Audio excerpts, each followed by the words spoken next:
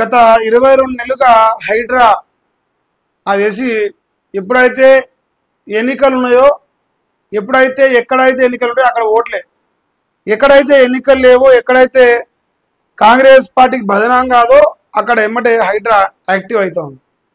మరి ఈరోజు మళ్ళీ యాక్టివ్లోకి వచ్చింది. హైడ్రా రంగనాథ్ గారు చాలా పుణ్య అతిథులైన మాటలు మాట్లాడతారు. ఆయనంత పత్తితే లేడు, ఈ భూమండలంలో హైడ్రా చేసినంత మంచి పనులు ఎవరు చేస్తలేరు. వేల కోట్ల వందల కోట్ల విలువ చేసే భూములు కాపాడుతా ఉన్న మహోన్నత వ్యక్తి అని చెప్పేసి తనకు తాను సర్టిఫికెట్ ఇచ్చుకునే సన్నాసి లెక్క ఇవన్నీ చెప్పదలుచుకున్నా. సో గాజుల రామాయణ సంఘటన జరిగి గట్టిగా 10 రోజులు అవుతుందో అవుతలేదో నాకు ఎగ్జాక్ట్గా ఐడియా లేదు. మళ్ళా ఇక మరి ఊకనే పంతే ఎట్లా, ఊకనే పంతే ప్రజల లోపల చర్చ జరగదు.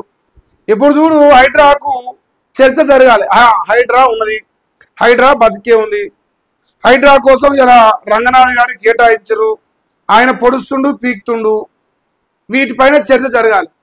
జగం కోసం పాపం రేవంత్ అన్న ఎక్కడో ఒక దగ్గర ఇక ఊరగొట్టిపై ఒక జూబ్లీస్ కాన్స్టిట్యూన్సీ తప్ప మీరు ఏమైనా కూడా ఓటుకోరు. జూబ్లీస్ పోకురి, మళ్ళీ జూబ్లీస్ పోతే మనకు అక్కడ ఓట్లు పడవు కాబట్టి జూబ్లీస్ పోకురి, మిగతా ఏడికైనా సాగురి, ఇక రాష్ట్రాన్ని మొత్తం నాశనం చేయరి. పేదోడు అంటోడు ఏడవపిస్తే వాడి నీళ్ళు ఊరగొట్టరు. పేదోని నీళ్ళు ఊరగొడటానికే పుట్టిన సంస్థగా, పేదోని బతుకులో మనువోస్తానికే పుట్టిన సంస్థగా ఇలా ప్రజలందరూ చూస్తారు. దాన్ని మనం మాటలతో చేతలతో నిరూపించాలి.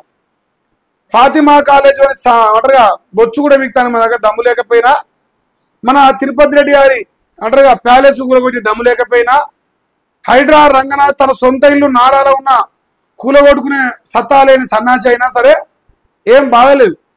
కానీ వీళ్ళందరికీ కావాల్సింది ఎక్కడైతే పేదోడికి ఇత గుడిసేసుకొని బతాడో ఆయన బతుకులో మనబోయాలి, పోయపోతే ఆయనకు నిద్ర పట్టదు అనమాట. మరి ఇదే రకంగా ఎప్పటి వరకు కొనసాగుతుంది? ఇప్పుడు ఊర్లలో రేపో మాపో స్థానిక సంస్థల ఎలక్షన్స్ ఉన్నాయి. అయితే స్థానిక సంస్థల ఎలక్షన్స్ ఉన్నాయి తప్ప గ్రేటర్ హైదరాబాద్ ఎలక్షన్స్ ఇప్పుడు అంతా లేవు కదా, ఇంకా మన సమయం ఉంది కదా.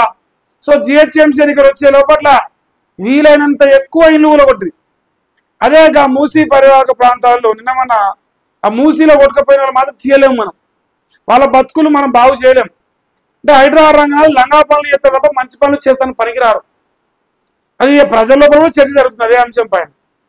సో టైటిల్ ఏంటంటే పేదల ఇండ్లపైకి మళ్ళీ హైడ్రా భూతం వస్తూ ఉంది. మరి హైడ్రా భూతం ఎలా ఈ మరి అమరాబాద్ పులి ఎక్కడ పంపిందనేది ఒకసారి మనం చూద్దాం. ఇది వార్తనే.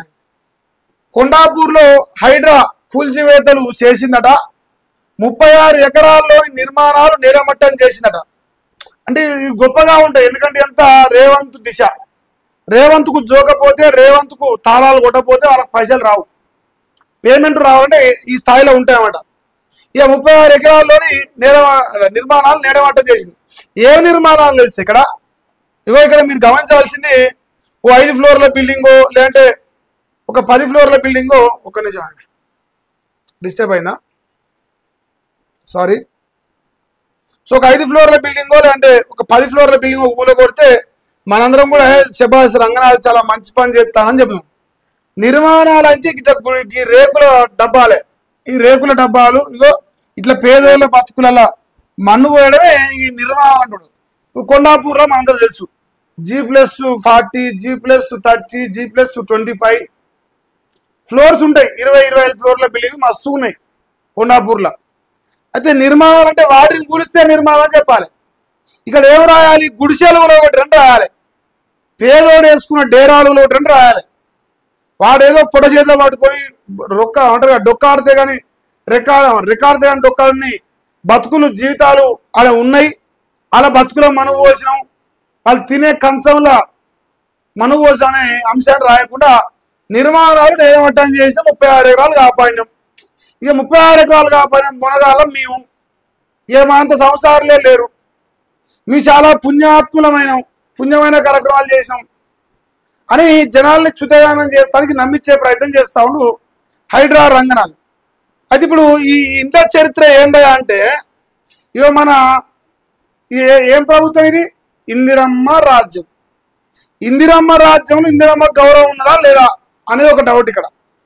ఈ పేదోళ్ళ ఇల్లు ఇందిరమ్మ ప్రభుత్వాలు ఉన్నప్పుడు ఇక అంటారుగా అన్లిమిటెడ్ గా పిల్లల్ని అంటారు వాళ్ళ జీవితం ఉన్నంత వరకు. సో జనాభా నియంత్రణ చేస్తే భూములు ఇస్తామని చెప్పేసి మన ఇందిరమ్మ రాజ్యం ఉన్నప్పట్ల భూమి ఇచ్చిరట.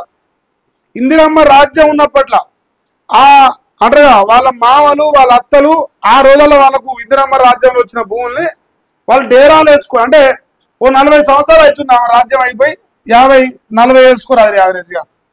అయితే 40-45 సంవత్సరాల కింద కట్టిన అంటే ఇచ్చిన భూములలో ఈ రోజు కూడా 40 ఏళ్ళు దాటిపోయిన ఇంకా వాళ్ళ బతుకులేం మారలే. జస్ట్ వాళ్ళు ఓ 2 రూములు అంటే ఇల్లు కట్టుకునే పరిస్థితి కూడా వాళ్ళ జీవితం ఏం మారలే, అట్లనే ఉన్నాయి. అల్ల ఏదో రేకులో బొగ్గులో ఆ రోజుకో 200 కూలికి పోయి తెచ్చుకొని బతారు పిల్లలు చదువుకొని. కానీ మన రంగనాథు రాక్షసుడు కదా, రంగనాథుడు పేదవాళ్ళ పట్ల రాక్షసుడు, యమధర్మ రాజు కదా. సరే నా స్థాయి ఎట్లా బరాబర్ నీకు కూలగొట్టాలి, వాడు పోయి రోడ్డు మీద ఏడవాలి, రంగనాథు దొంగ రంగనాథు రంగ కాంగ్రెస్ దొంగది కాంగ్రెస్ రంగ వాడు చాపియాలి. వాడు చాపిస్తే కన్ను చెవులకు అమృతం పోసినట్టుగా ఉంటాడు రంగనాథ్కి. అదే సంతోషంగా ఉండి అరే ప్రభుత్వం ఏదో చేస్తానంటే వాళ్ళతో నిమ్మరంగా ఉండదు వాళ్ళకు. అందులో భాగంగా ఇంకో ఇట్లా ఇల్లు కూడగొట్టే కార్యక్రమం జరిగింది. దాని తర్వాత అధికారుల చర్యలపై స్థానికులు ఆందోళన చేస్తారు. స్థానికులు కాదు పేదోళ్ళు, స్థానికులు అని రాయద్దు, పేదోళ్ళు బూవకలేనోళ్ళు అంటారా గుక్కడు మెతుకుల కోసం కనబాలు బతికేటోళ్ళు అని రాయాలి. అట్లా రాసే బాగుంటది, రాయకపోతే మీ చెత్తనా కొడుకులగా కనిపిస్తారు నాకు. వాస్తవాలు రాయాలి కదా. ఇంకో ఇటీవలే ప్రభుత్వ భూమిగా తేల్చిన హైకోర్టు కథం శబాష్. అందుకే శనివారం పోయింది అందరికీ ఆదివారం, కానీ కొండాపూర్కి మాత్రం శనివారం వచ్చింది.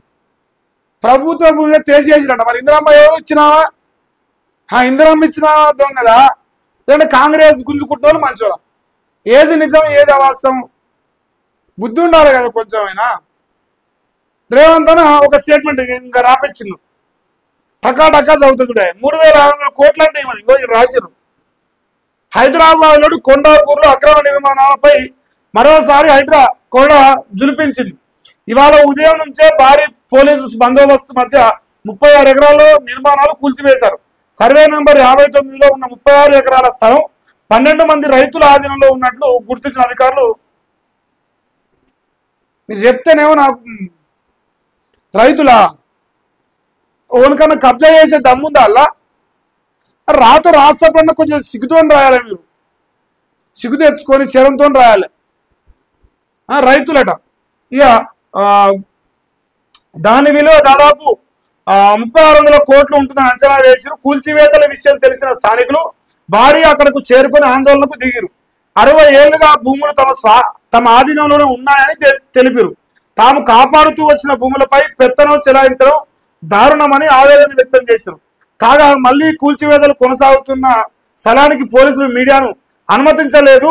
2 కిలోమీటర్ల దూరంలోనే మీడియాను స్థానికులను అడ్డుకుంటున్నారు. అయితే 2.5 దశాబ్దాలుగా ఈ స్థలంలో వివాదం కొనసాగుతుంది. గతంలో కేసుపై రంగారెడ్డి జిల్లా కోర్టు రైతులకు అనుకూలంగా తీర్పిచ్చింది.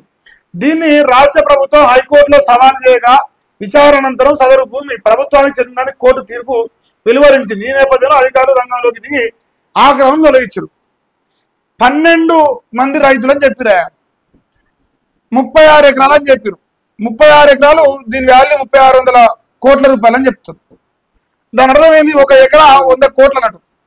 100 కోట్ల విలువ చేసే భూమి 12 మంది దగ్గర రైతుల దగ్గర ఉంటే యావరేజ్గా మనిషికి 3 ఎకరాలు వేసుకోరా అంటే ఒక్కొక్కరి ఇళ్ళ 300 కోట్ల ఆస్తున్నాడంట. 300 కోట్ల ఆస్తున్న రైతుకి ఇట్లా వేసుకొని బతరా? మీరు ముఖంలో ఉంచిరి. ఆ కాంగ్రెస్ సర్కార్ సిగ్గొచ్చిందంట, ఉంచాలి కదా. 3 ఎకరాలు మనిషికి యావరేజ్ గా 12 మంది రైతులు అన్నట్టుగా. ఇక్కడ పేదోడే లేడు, ఇందిరమ్మ ఏనే, అసలు ఇందిరమ్మ జోలే రాయారు. ఇక్కడ మొత్తం రైతు అని రాశారు. ఆ రైతు అంటోడు 3 ఎకరాలు ఉంటే యావరేజ్ గా 36 ఎకరాలు మనిషికి 3 ఎకరాలు ఎక్కేసుకున్నా ఒక్కొక్కరి దగ్గర 300 కోట్ల ఆస్తుంటే 300 కోట్ల విలువ చేసే ఆస్తి ఉన్నాడు గిట్ల బతాడు. నోట్లా ఉంచరా ఇలా సిగ్గు వచ్చినాక? చెప్పడానికన్నా సిగ్గు ఉండాలి కదరా బాబు. అరే ఇది చెప్పొచ్చా చెప్పరాదా? మన నోట్లో ఉంచుతారా? ఇలా చెప్తే తప్పేమో, దీన్ని ఇంకో రకంగా ఆలోచన చేయాలి. అయిపో ఏ సొల్లైనా మాట్లాడతాం. ఎట్లనే జనాలు చుతగానం చేస్తాం. ఓవర్ కాన్ఫిడెన్స్, ఆ ఓవర్ కాన్ఫిడెన్స్ మిమ్మల్ని కుడిపిస్తుంది. ఇది ఇలా మేజర్ గా ఒక వార్త కనిపిస్తా ఉంది. నాకు తెలిసి రేపు రేవంత్ రెడ్డి ఆస్థాన మీడియా రాయదు ఈ వార్తను. ఎందుకంటే హైడ్రా విషయంలో లంగా పేరు వచ్చే ముచ్చట రాదు, గొప్ప గొప్పగా మంచి మంచి పేరు వచ్చేది రాస్తుంది. లంగ పేరు వచ్చేది రాస్తావు. అరే కాంగ్రెస్ వాడు లంగరా, కాంగ్రెస్ వాడు దొంగరని ఇప్పుడు వాళ్ళు అంటారుగా, సాపిస్తారు కదా, అది రాయరు. అక్కడ మీడియాను అనుమతించరు. 2 కిలోమీటర్ల దూరం అంట. ఎందుకు? ఉగ్రవాదుల వాళ్ళు ఏమన్నా? ఉగ్రవాదుల కాదు కూడా మీడియా పోతుంది, మావోయిస్టుల కాదు కూడా మీడియా పోతుంది. హైడ్రా రంగనాథ్ మీడియా నచ్చదా? ఉత్సవాడుతుందేమో మీడియాను చూస్తే. మనం చేసే లంగలు అత్తుకోరు పనులు మొత్తం బయట పడతాయి కదా, అదే భయం ఉండొచ్చు మరి. అది ఒక వార్తనే.